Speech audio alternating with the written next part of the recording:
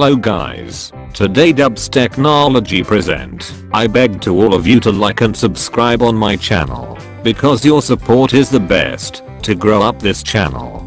Back to topics. So, powered by a Snapdragon 636 octa-core chip with either 4 or 6 GB of RAM, the X6 has a 5.8 in Full HD Plus display with a 19:9 aspect ratio, with Gorilla Glass 3 protection on top.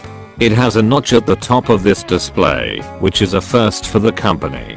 Inside this notch is a 16MP selfie camera with an f/2.0 aperture. Another 16MP f/2.0 camera is found at the rear, alongside a second 5MP f/2.2 lens and dual LED flash.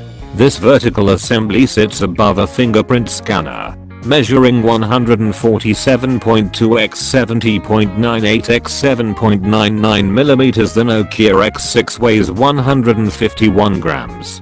You can expand its internal storage through microSD, though you do so at the expense of dual SIM functionality, since it's a hybrid slot. In terms of other connectivity, there's USB-C, which supports quick charge 3.0 for fast charging the phone's 3060 mAh battery. You'll get about 50% in 30 minutes.